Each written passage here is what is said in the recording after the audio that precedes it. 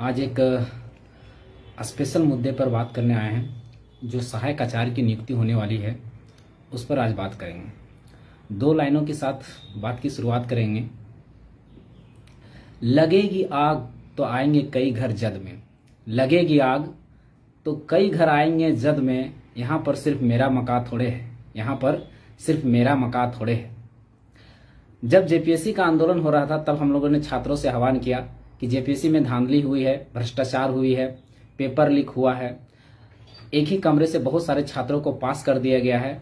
आइए मिलकर आंदोलन करते हैं और इस 7वीं जेपीएससी को रद्द करवाते हैं, नहीं तो इस प्रकार की धांधलियां निरंतर चलती रहेंगी। किसी छात्र ने नहीं ध्यान दिया। जो पीड़ित थे, जो शोषित थे, जो उसमें पीड़ित हुए थे, जो शोषित हुए थे, वो छात्र आए साथ में और आंदोलन किए और वो 57 छात्रों को निरस्त किया गया जो एक ही क्लास से पास किया गया था। फिर दूसरा मैटर आता है, जब डिप्लोमा स्तरीय जब एग्जाम हुआ और जब उसका रिजल्ट को जब उसका पेपर चोरी हुआ, पेपर चोरी होने के कारण डिप्लोमा स्तर के सभी विद्यार्थियों ने आह्वान किया कि आइए छात्रों का साथ दीजिए, अगर साथ नहीं दीजिएगा तो इस तरह का धांधली आने वाला एग्जाम में होते रहेगा। क्या गारंटी है कि ये जो एग्जाम हुआ है इसमें धांधली हुआ है और आगे जो सीजीएल का एग्जाम होगा, चाहे जेपीएससी का एग्जाम होगा, उसमें धांधली नहीं होगा। तो आइए सब छात्र मिलकर लड़ते हैं। लेकिन कोई नहीं गया, केवल वही छात्र लड़े जिन्होंने डिप्लोमा किया था, जिन्होंने एग्जाम दिया था। आज देखिए उनका साथ देने कोई नहीं आया, फिर वही धांधली हुआ। तीसरा धांधली अब आया है बारी बीएड वालों का। बीएड का टीचर का बीएड में और डीएलएड में क्या हुआ है कि अभी सहायक आचार्य का नियुक्ति होने वाला है। सहायक आचार्य की नियुक्ति में एक नीति पास होकर आई है कि जो 45,000 टीचर को दिया जाता था सैलरी, वो अब 26,000 रुपये दिया जाएगा। यानी समझिए तो 50% कर दिया गया, घटा दिया गया पूरी तरह से। अब बताइए, ये एक्चुअली में पारा टीचर लाइट जो होता है ना, पारा एक फेसबुक होता है और एक फेसबुक लाइट होता है, तो ये पारा टीचर लाइट लाया गया है जो पूरी तरह से शिक्षा व्यवस्था को बर्बाद कर देगा। कैसे बर्बाद कर देगा आप समझिएगा। इसमें दो तरह की बातें हैं। जब सरकारी सिस्टम फेल्यूर होती है तब जाके प्राइवेट संस्थाएं खुलती है और प्राइवेट संस्थाएं चलती है।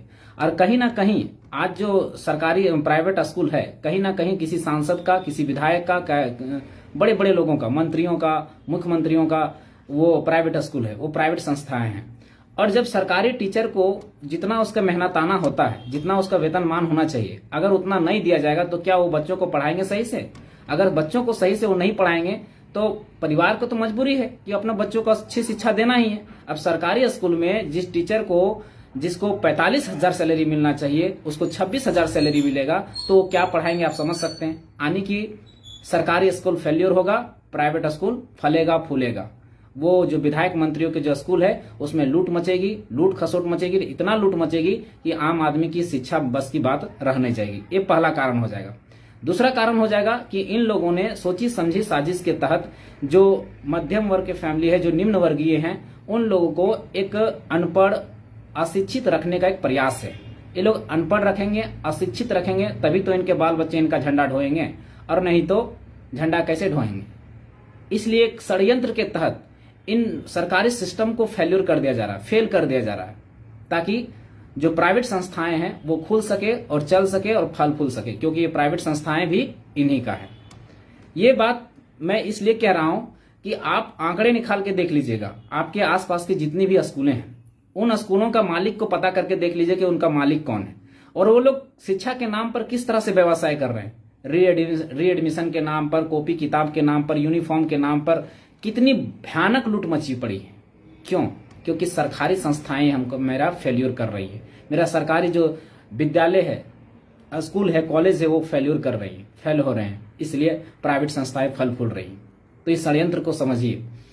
तो ये हमने 2 लाइन क्यों कही थी कि यहां पर केवल सिर्फ मेरा मकान नहीं है। तो हम लोग जेपीएससी का आंदोलन जब किए तो जेपीएससी में हमारे साथ घटना हुआ था, हमारे साथ शोषित हुए थे, हम पीड़ित हुए थे, हम लोगों ने आह्वान किया तो सबको लगा कि हम पीड़ित हैं तो हम क्यों जाएं। तो इसीलिए हम बोले थे कि लगेगी आग, यानी हम पर आग लगी तो जरूरी नहीं है कि मेरा ही मकान यहाँ पर है, यहाँ आपका भी घर है। आज जेपीएससी वाला में हुआ घटना, फिर डीएलएड वालों के डिप्लोमा वालों के साथ हुआ, फिर आज डीएलएड और बीएड वालों के साथ हो रहा है। आने वाला समय में आप लोग के साथ भी यही होगा। और अभी पीजीटी का वैकेंसी है, उसमें भी सीटें सारा ओपन कर दिया गया है। असिस्टेंट लेबोरेटरी का जो वैकेंसी आया उसमें भी सारा ओपन कर दिया गया है। तो समझिए सबके साथ काटी जा रही है, एक एक करके काटी जा रही है आप लोग की, एक एक करके। छांट छांट के आप लोग को मारा जा रहा है, आप लोग को पता नहीं चल रहा है। सरकार जानती है कि एक साथ इन लोग को शोषण करेंगे तो मिल के लड़ेंगे, ये लोग मिल के आंदोलन करेंगे और हमारा कहीं ना कहीं दबाव बनाएंगे, लेकिन एक एक करके जान के काट रही है। और ये काटने में इसका नहीं हाथ है, यहाँ के पदाधिकारियों को और बाहरी कर्मचारियों को, बाहरी जो नौकरशाही है वो हावी है। देखिए, जब हम लोक नीति का अध्ययन कर रहे थे कि नीतियां कैसे बनती है, तो जब हमने नीतियों का अध्ययन किया तब हमें एक बहुत अच्छी बात समझ में आई कि लोक नीतियों को बनाने में, लोक नीति पहले किसे कहते हैं? लोक नीति मतलब लोक हित, यानी जनता के हित में जो नीतियां बनाई जाती है उसे लोक नीति कहते हैं।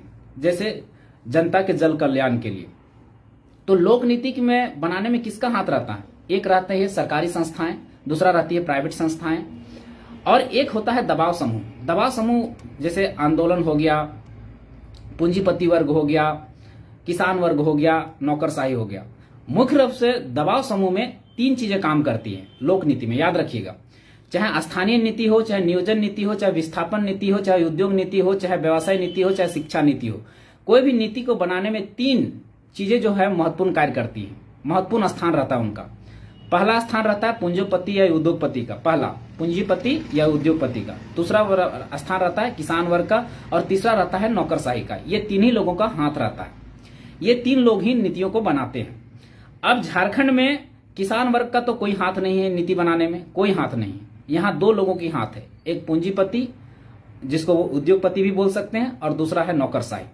पूंजीपति यहाँ पर बीसीसीएल, सीसीएल, मेदांता, टाटा वगैरह इतना बड़ा बड़ा उद्योगपति, इतने बड़े बड़े पूंजीपति हैं कि यहाँ की सरकार इस चाह के भी उनके अगेंस्ट कोई भी नीति नहीं बना सकती, चाहे उसमें लाखों लोगों की बलि क्यों ना चढ़ा दी जाए, लाखों लोगों की बलि क्यों ना दे दी जाए, पर वैसे उनके विरुद्ध में नीति सरकार नहीं बना सकती, क्योंकि यहाँ उद्योगपति और पूंजीपति प्रभावी हैं, उनके हित में ही नीतियां बनाई जाती है। आज देखिए सीसीएल, बीसीसीएल, टाटा, मेदांता कितना छूट के खनन कर रही है, कैसे खनन कर रही है, ओपन कास्टिंग कर रही है, धुआं कर रही है, पॉल्यूशन कर रही है, पर एनजीटी का कोई रूल उसमें लागू नहीं होता, यानी नीतियां अपने हिसाब से वो लोग चला रहे हैं। और दूसरा हो गया नौकरशाही। झारखंड एक इंडस्ट्रियल यानी औद्योगिक क्षेत्र है, और औद्योगिक क्षेत्र होने के नाते यहाँ पर बाहरी अतिक्रमण यानी बाहरी लोगों का आना जाना सबसे ज्यादा हुआ है। एक आंकड़ों के मुताबिक जब बिहार के लोग जब अपना राज्य छोड़ते हैं तो सबसे ज्यादा दिल्ली के बाद झारखंड ही पहुंचते हैं 14%, और हर साल करीब 36,000 लोग झारखंड में आके बस जाते हैं, रह जाते हैं, यहाँ नौकरी चाकरी करते हैं, यहीं पैसा लेते हैं, यहाँ घर जमीन लेते हैं और यहीं रह जाते हैं। अब बात है नौकरशाही की, तो नौकरशाही में यही लोग आए और ऊपर से नीचे सी से लेकर ग्रुप डी से लेकर सी बी तक के नौकरियों में सारे यही लोग भरे पड़े हैं, और ये लोग ऐसी नीतियां बना रहे हैं जो यहाँ के राज्यवासियों के हित में है ही नहीं। चाहे जो भी नीति आप देख लीजिए, स्थानीय नीति बनी नहीं, नियोजन नीति बनी वो भी गड़बड़ बनी, अभी जो नीति आई है 60-40 की वो भी बाहरी लोगों के हित में बनी है, बाहरी लोगों को घुसाने के हित में बनी है, हमारे हित में नहीं बनी है। इसलिए सभी साथियों से, सभी युवाओं से आग्रह है कि अगर हम लोग मिलकर नहीं लड़े, अगर हम लोग डट कर नहीं लड़े, तो ये सरकार ऐसी ऐसी नीतियां लाएंगे जहां हम बर्बाद हो जाएंगे। आप देख ही रहे हैं, जेपीसी का आंदोलन आप देख लिए, आप डिप्लोमा स्तर के एग्जाम का आंदोलन देख लिए, आप भाषा आंदोलन देख लिए, आप खतियान आंदोलन देख लिए, आप अभी बीएड जो डीएड जो आंदोलन शुरू होने वाला है, बहुत भयानक उग्र रूप से आंदोलन शुरू होगा। तो समझिए कि इस तरह की एक एक करके हमारे जीवन शैली को, हमारे जीवन को बर्बाद करने का एक षड्यंत्र है इन नौकरशाहियों को। इन लोग चाहते ही नहीं कि हमारे लोग, हमारे बच्चे ऊपर में बैठे। आप बताइए, पारा टीचर ने जिसने 65-70 हजार लोगों के जीवन को बर्बाद किया है, वो फिर पारा टीचर लाइट लाया जा रहा है 26,000 दे के, वो क्या बच्चों को पढ़ाएंगे? अरे इससे अच्छा तो बिहार की नीति है, वहां भी असिस्टेंट टीचर को, जो पारा टीचर वहां कहलाते हैं, यहाँ के पारा टीचर वहां असिस्टेंट टीचर कहलाते हैं, वो भी 26,000-27,000 सैलरी कमाते हैं। और यहाँ सरकारी टीचर को, जो सरकारी टीचर जो बहाल होंगे उसको 26,000 दिया जाएगा, तो बच्चों को क्या पढ़ाएंगे? समझने वाला विषय है। तो आप जितने भी छात्र हैं जो बीएड किए हुए, डीएलएड किए, भैया ये समय आ गया है उलगुलान करने की, ये समय है एक बहुत बड़े महासंग्राम की, एक बहुत बड़े महाभारत की। कुरुक्षेत्र सजा हुआ है, साथ दीजिए, आकर लड़िए, नहीं तो झारखंड पूरी तरह से बर्बाद हो जाएगा। आप सोचिएगा कि हमारी लड़ाई नहीं है, तो देख लीजिए और कोई जो दूसरा एग्जाम की तैयारी कर रहे हैं, जो सीजीएल का तैयारी कर रहे हैं, चाहे कोई भी एग्जाम का तैयारी कर रहे हैं, भाई कल दिन तेरा भी कटने वाला है, समय का इंतजार करो, तेरा भी कटेगा। जब धांधली होगा ना, तब समझ में आएगा, जब पेपर बेच दिया जाएगा, जब पेपर लीक होगा, जब बड़े जो सक्षम घर के हैं जो पैसा दे के नौकरी लेंगे ना, तब तुमको पता चलेगा कि सही में कितना गलत हुआ है। और ये चीजें हुई हैं। आप जेपीसी का देख लीजिए, जेपीसी में इसी तरह की सीटें बेची गई थी, डिप्लोमा में भी सीटें बेची गई थी, लेकिन इन लोग का पर्दाफाश हुआ, फिर जाके ये एग्जाम को रद्द किया गया।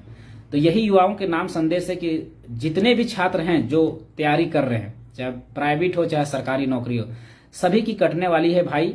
ये इसलिए आके लड़ो और सबसे पहले स्थानीय नीति, नियोजन नीति स्पष्ट कर लो, और जो भी ये गलत नीतियां आ रही है उनका खुलकर विरोध करो। धन्यवाद। जोहार।